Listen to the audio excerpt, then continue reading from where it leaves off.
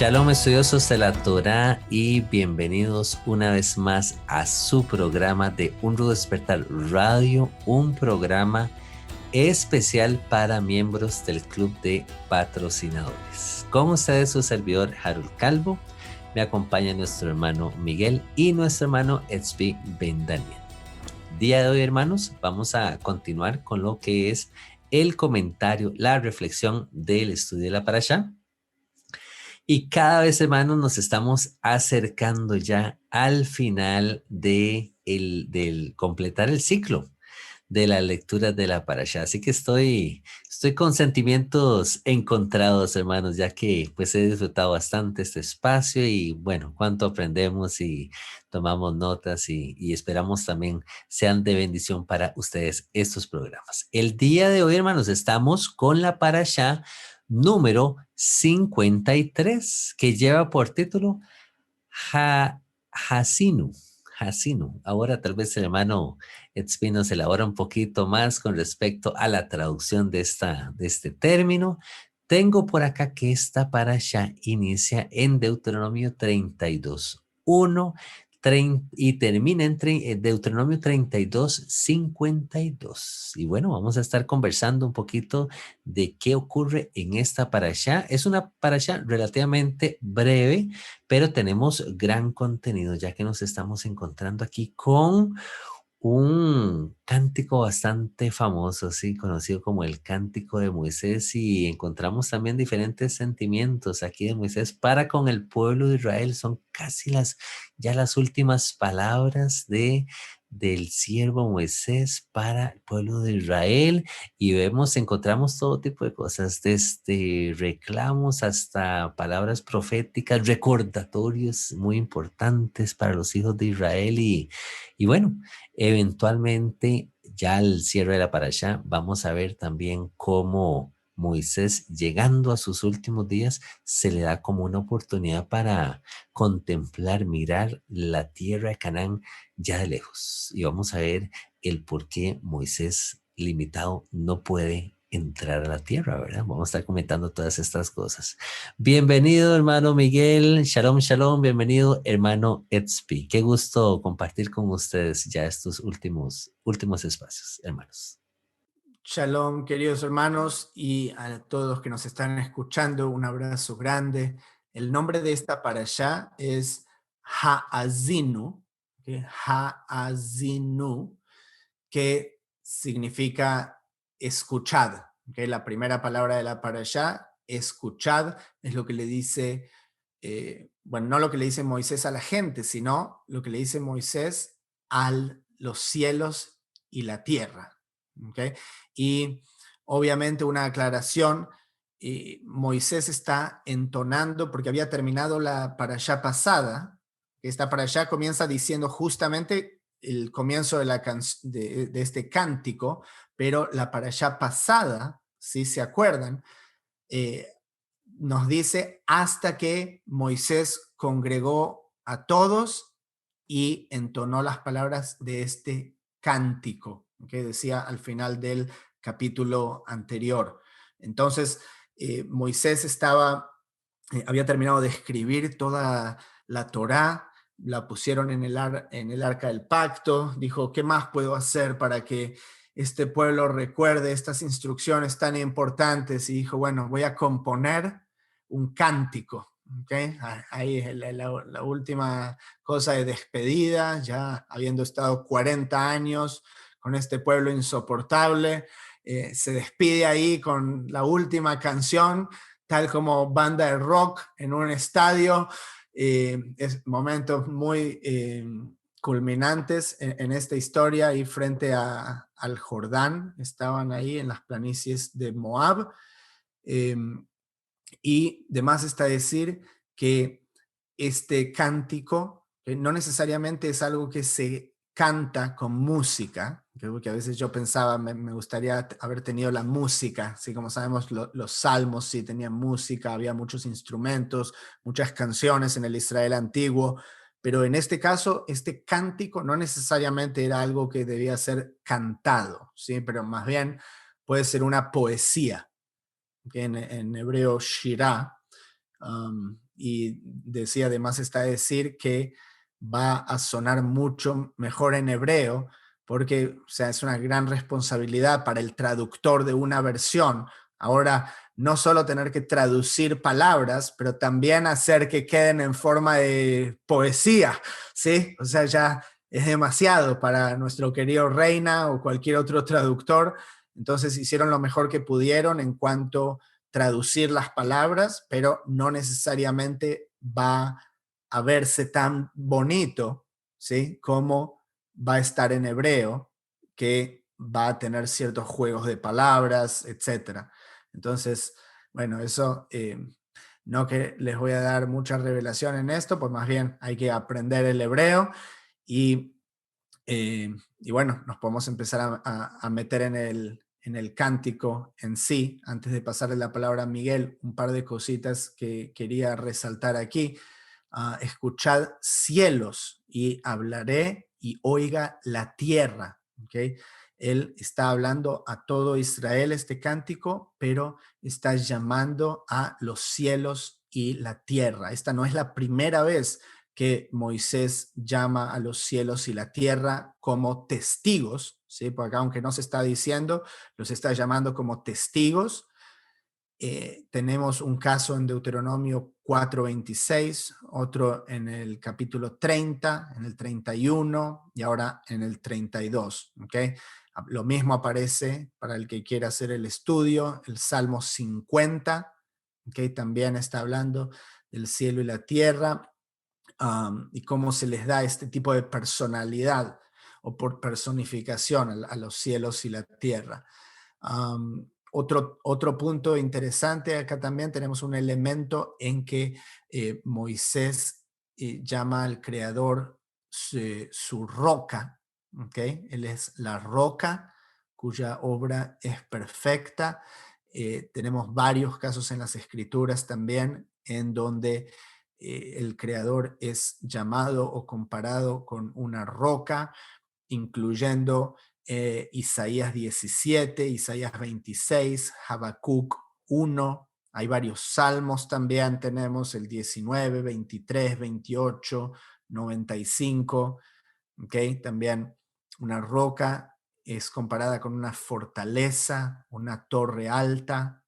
¿Okay? Está hablando de como figuras arquetípicas, no para decir que el creador es esa cosa material, pero más bien la idea que nos remite eso.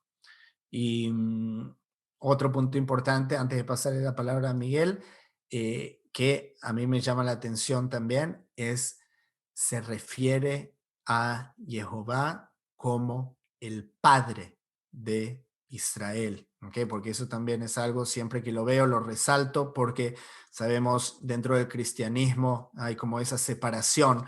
Se cree que la figura paternal de amor es algo del Nuevo Testamento y en el Antiguo Testamento no se ve tanto, pero no es así, tal como lo prueba este cántico de Moisés.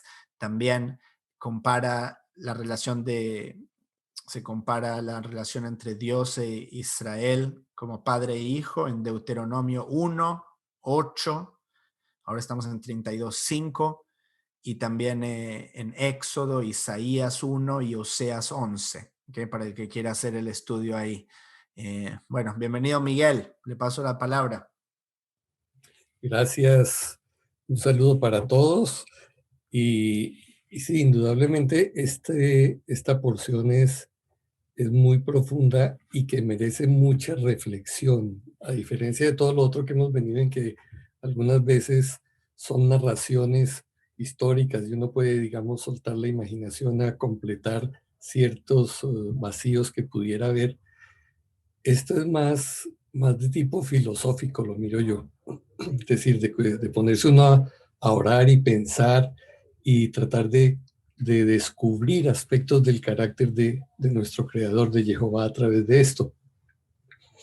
En particular, el verso 5, 4 y 5, me llama mucho la atención. Dice, todos sus caminos son rectitud. Dios de verdad y sin ninguna iniquidad en él es justo y recto. La corrupción no es suya, de sus hijos es la mancha. Y a mí me parece que esto es un fundamento que nosotros debemos mantener sólido, inconmovible en la vida de todos nosotros. Porque muchas veces cuando estamos pasando situaciones de dificultad tendemos a pensar que Dios es injusto o como que nos atraviesa por allá una sombra de duda respecto de si Él está en el control o no. Y resulta que la declaración aquí es muy clara, ¿no? Eh, Dios es justo y recto. Eso lo debemos nosotros mantener como algo innegociable en nuestra mente. No entiendo lo que está pasando, a mí no me parece justo, pero Él es justo, Él es recto, no está haciendo nada torcido. La corrupción no es suya, de sus hijos es la mancha. Entonces, si hay algo oscuro, normalmente es de este lado. Es del lado nuestro que no podemos percibir, no podemos entender, no tenemos la claridad del discernimiento, pero en cuanto a sus motivos, en cuanto a sus planes, en cuanto a todo lo que él hace, es limpio, es transparente. No hay nada de lo que pudiéramos desconfiar.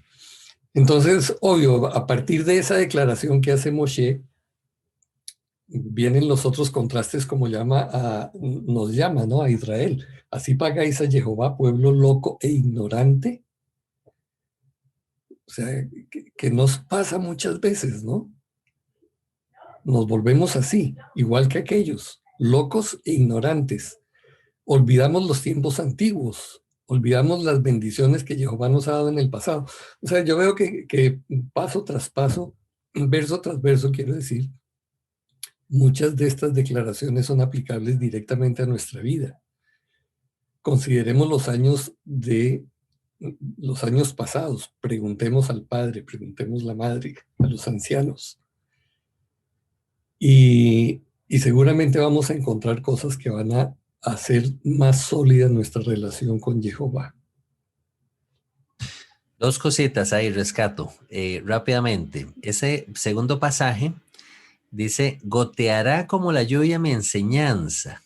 Y sigue dando esa figura de la lluvia, la llovizna, la grama, las gotas, la hierba. Me hacen recordar aquel pasaje, se los leo rápidamente, de Isaías 55, ¿verdad? Famoso. Porque como desciende de los cielos la lluvia y la nieve, no vuelve allá, sino que riega la tierra, la hace germinar, y da semilla al que siembra, pan al que come. Así será mi palabra que sale de mi boca, no volverá a mi vacía, ¿verdad? Sino que hará lo que yo quiero y será prosperada en aquello para que la envíe. Entonces, sin duda alguna, estas palabras de Moisés son inspiradas, parte del Padre. Entonces, también él está lanzando esta palabra con esa esperanza de que Israel en el tiempo del fin volverá otra vez, retornará al camino de la derecha, ¿verdad? Al camino de la rectitud. Y luego, esto que mencionaba el hermano Miguel, yo creo que es importantísimo. Y al menos en español se presenta como un mandamiento, ¿verdad? Pareciera que Moisés le manda a Israel diciéndole, acuérdese de los tiempos antiguos. O sea, ustedes no están en la posición de olvidar. Israel no está en la posición de olvidar. De aquí la importancia de los padres ir pasando este entendimiento de la Torá y cuidado y no, o sea, muchas tradiciones y los oráculos que por las escrituras sabemos, Jehová le dio los oráculos a Israel, ¿sí?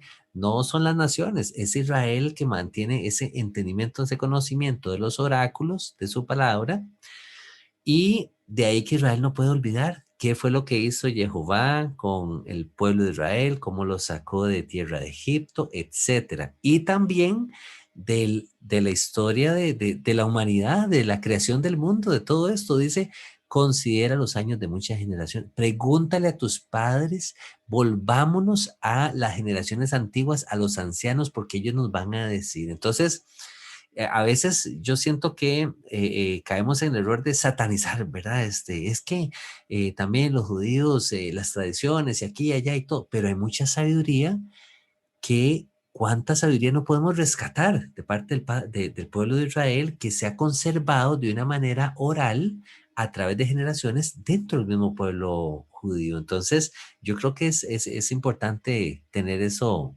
presente, ¿verdad? Y luego tenemos ese pasaje muy famoso también.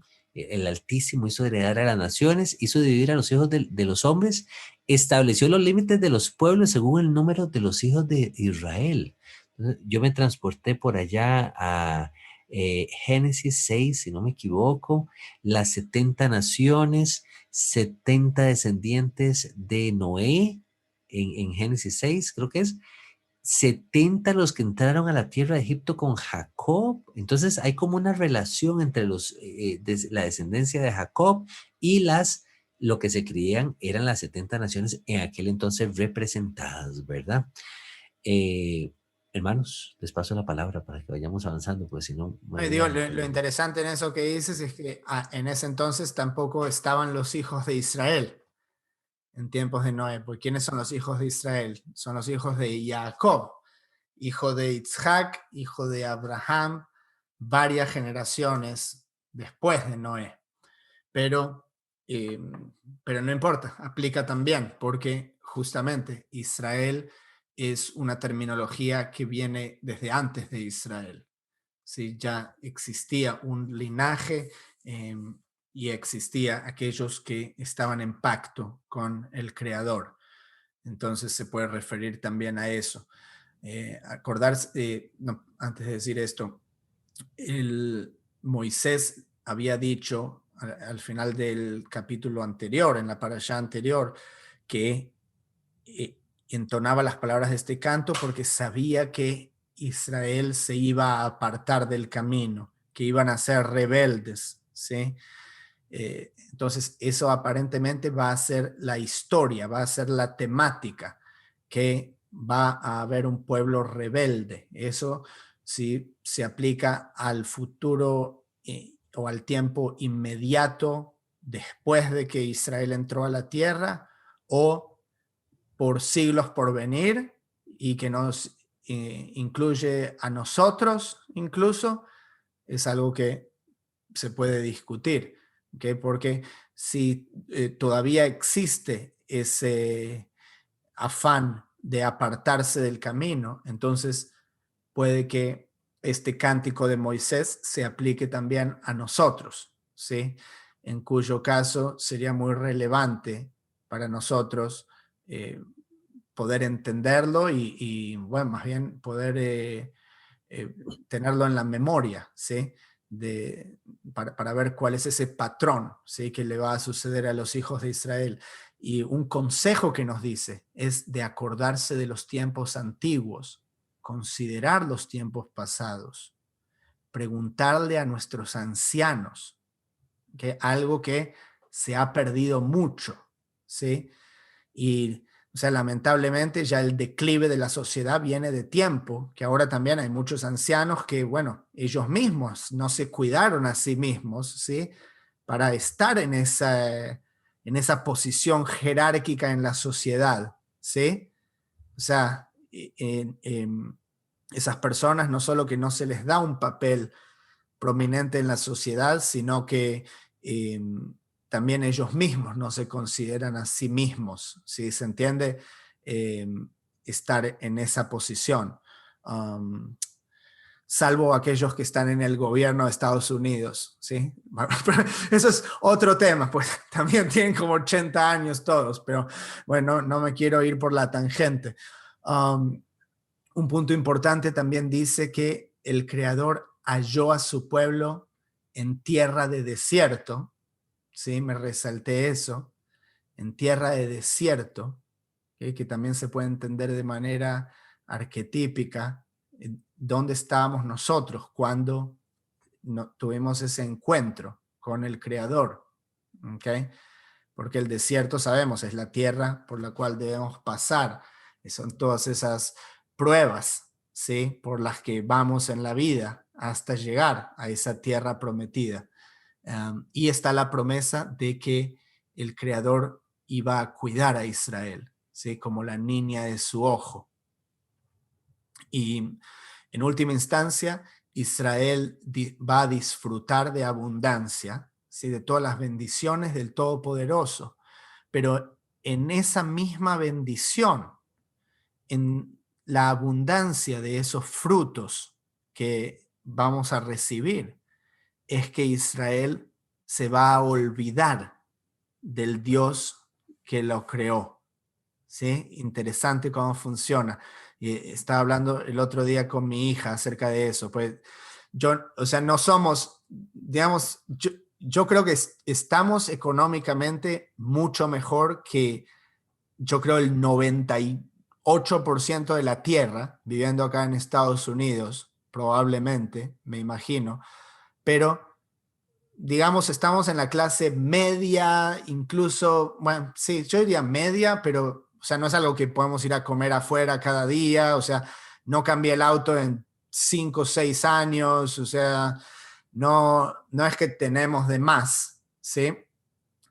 Pero me doy cuenta, espera, esta es la conversación que estaba teniendo con mi hija, le decía, a veces, cuando tienes menos, eso luego lleva a la siguiente generación a tratar de esforzarse más para poder lograr más, ¿sí? Pero a veces cuando tienes todo, ¿qué le pasa a los hijos de las familias ricas? Caen en adicciones, o sea, no voy a poner estereotipos, pero sí, cuando tienes todo y no te falta nada, a Se veces. generan los hombres débiles. Exacto, muy bien, muy bien. Y digo eso en cada programa, gracias, pues no lo iba a decir justo, pero sí, No, buenos pero tiempos vale la pena decirlo, claro que crean siempre hombres será débiles. aplicable. Así es, totalmente con eso. Entonces, en el caso de este cántico de Moisés, él ya lo vio desde entonces, dice versículo 15, engordó Yeshurun y tiró coces, entonces abandonó al Dios que lo hizo y ahí se fue con dioses ajenos. Okay, dice, te has olvidado de Dios tu creador, versículo 18. Perdón, Svi, quisieras explicar un poquito el término Yesudum o Jesudum, porque Sí, adelante, Miguel. no, simplemente es un nombre poético, ¿no? Que se le da a Israel también. Pero digo, ¿alguna connotación particular que tú conozcas? O sea, comparte la raíz con Israel. Ese Yeshurun, la S de Israel es la misma letra, la Shin, y tenés la ISR, esa es la raíz. Entonces sí, es un nombre poético, no sé si tiene un significado fuera de ese. Qué interesante, tal vez avanzando un poquito más también en la parasha, el aspecto de este me llama la atención donde se nos dice que la porción de Jehová de su pueblo, Jacob la heredad que le tocó. Entonces, nos encontramos en otro lugar en la Torah, como se nos dice que Jehová escogió a Israel como su pueblo, no por ser la nación más grande, no porque fuera una nación especial, pero los toma, ¿verdad? Y se nos dice más adelante esto que decía el hermano Tzvi, como un padre, toda la figura paterna aquí presente. Entonces, Israel tiene esa seguridad, esa confianza, a diferencia del resto de pueblos, a diferencia del resto de naciones que incluso sabemos seguían a otros dioses. El caso de Israel es un caso especial, es un caso apartado, es la porción de Jehová, la niña de sus ojos. Entonces, qué hermosa esta ilustración o esta mención que se nos hace aquí de que el pueblo de Israel viene a ser esa porción de Jehová mismo, ¿verdad? Y Israel puede darse esa confianza, ¿verdad? Como sus hijos, decir, Jehová es mi Padre. Entonces estoy guardado, estoy protegido, no nos va a faltar nada. Lamentablemente, sabemos por esta misma parashá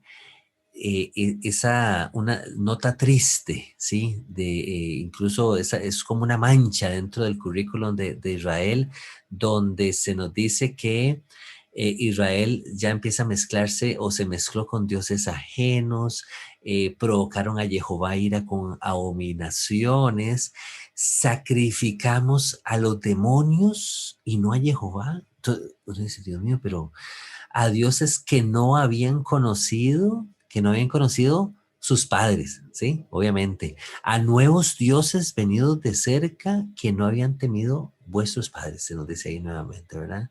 De esa roca nos olvidamos de nuestro creador y nos fuimos por el camino de la izquierda. Entonces, y palabras duras nos encontramos un poquito más adelante, Jehová hablando, esconderé de ellos mi rostro, y podemos ver la historia de Israel a lo largo de las escrituras y a lo largo de la historia del ser humano, esos procesos tan duros que el pueblo de Israel ha sufrido, ¿sí? Por tantas generaciones a causa de haberle dado la espalda a Jehová, haber quebrantado el pacto, ¿sí? Y más adelante se nos sigue diciendo, ¿verdad? Me movieron a celos, me provocaron a ira con sus ídolos. O sea, palabras fuertes. A pesar de que ya Israel ha visto la mano del Todopoderoso, estamos llegando al final del relato de la Torá. Ya Israel está próximo a entrar a la tierra prometida y aún así leer esas cosas con respecto al pueblo es bastante, bastante doloroso, ¿verdad? Porque pensaría uno que ya tal vez el nivel de conciencia del pueblo ha dicho, no, ese es el Dios verdadero, ese es nuestro Padre, el que nos ha guardado, el que nos ha dado el maná del cielo, nos dio agua de la roca, pero no. Vemos una y otra vez la historia de Israel volviéndose a la idolatría, ¿sí? Y por ahí encontramos un pasaje donde dice Jehová que por amor, bueno, que va a juzgar a su pueblo, se nos dice, pero que por amor de sus siervos se arrepentirá, se va a echar para atrás, ¿verdad? Por amor a unos cuantos, eh, a unos cuantos poquitos justos, Jehová lo vemos refrenándose. Hermano Miguel, adelante, por favor. Gracias. Sí, a mí me conmueve mucho ver que lo que detona toda esta reacción de Jehová es la actuación inicial del pueblo. Es precisamente que él, habiendo tenido todas estas cosas a favor, decide alejarse de Jehová. Entonces, normalmente nosotros somos los que provocamos una serie de problemas en nuestra vida a causa de eso mismo, porque nos vamos tras otros dioses. Y usted de pronto uno dice, no, pero yo nunca he ido a ningún templo de ídolos a adorar allá. No, pero cualquier cosa que, esto lo hemos mencionado en otros programas, cualquier cosa que se convierte en el centro de su vida y que atrapa todos sus intereses, sus energías, sus capacidades, se está convirtiendo, se convierte en un ídolo que lo desplaza a él, porque él debiera ser el centro que anima totalmente nuestra vida y que motiva todas nuestras decisiones día tras día.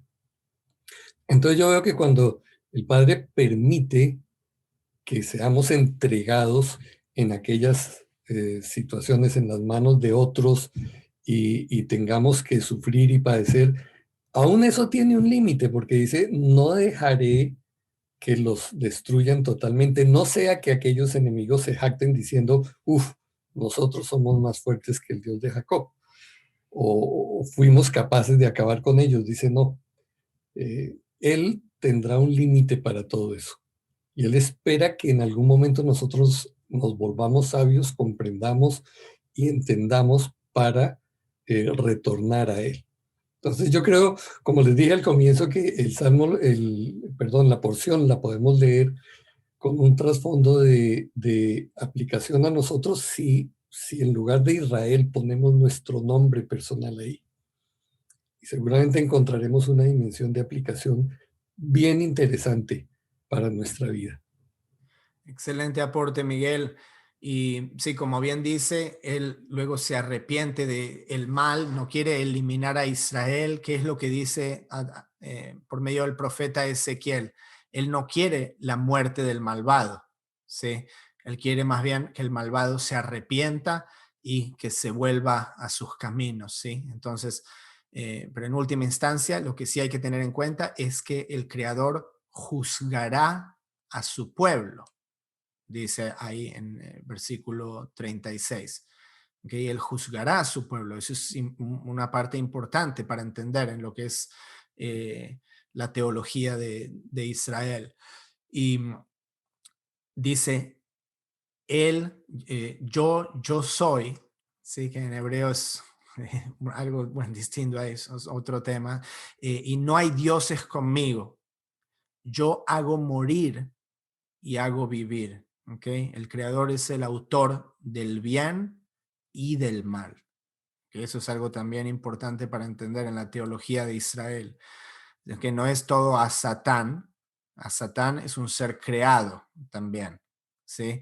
Incluso los peores males, eso es algo que es difícil entender, especialmente algo que toman aquellos ateístas para desacreditar la existencia de Dios, que cómo puede hacer cosas tan malas si hay un Dios, cómo hace cosas tan malas, ¿sí?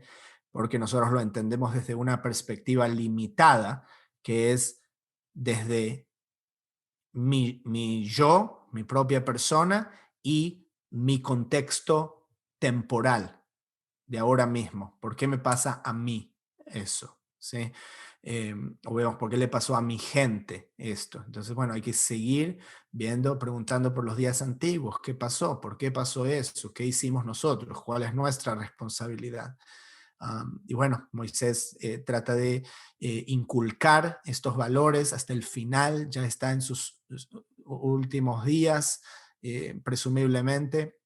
Le dice a la gente, este versículo me encanta, el versículo 47, no es cosa vana, esta Torá no es cosa vana, es vuestra vida. Y por medio de esta ley, de esta Torá, haréis prolongar vuestros días sobre la tierra donde vais. ¿Okay? Entonces, la última instrucción de Moisés, antes de que él le es instruido subir al monte Nebo, monte de Abarim, y él va a morir allí.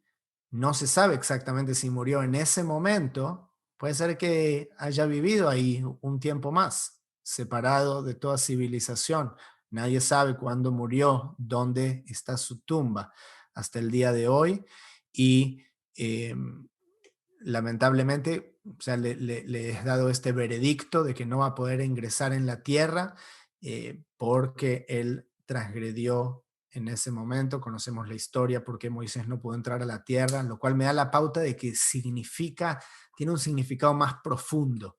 Eso, que cada uno va a tener que reflexionar qué significa eso, que Moisés no haya podido entrar, es el guía, ¿sí? El que te llevó hasta ahí, pero no puede entrar por vos o con vos, ¿sí? Luego la gente entra por sí misma y liderada por Yehoshua, y bueno, ese es el final de esta parashá, nos queda tan solo una y también es estos últimos instantes de la vida de Moisés cuando él bendice a las 12 tribus. Eso es lo que vamos a ver en la próxima y última emisión. Así es. Y ya para cerrar y sumar al comentario del hermano Tzvi, es interesante cómo en la próxima parashá lo vamos a estar viendo, se nos habla de la descripción física de Moisés, vigoroso, fuerte, pero en esta parashá Jehová lo manda ya a morir. Le dice, ve, sube, ¿verdad? Y muere. O sea, le da esa orden, muérete porque de ahí ya no vas a entrar a la tierra. Pero me llama así la atención de que le da esa orden porque ya él está fuerte, él está vigoroso, él va a subir al monte, pero ya Jehová le ha puesto los límites y ya sabemos que él no logra ingresar a la tierra. Entonces, para reflexionar, como dijo el hermano Tzvi. Muchas gracias, hermano Miguel. Muchas gracias, hermano Tzvi, siempre por compartir estas perspectivas y estos comentarios y hacernos reflexionar a través de la lectura de la parashá de la Torá. Hermanos, muchas gracias a ustedes. Esperamos haya sido de bendición. Nos vemos hasta la próxima. Shalom, shalom.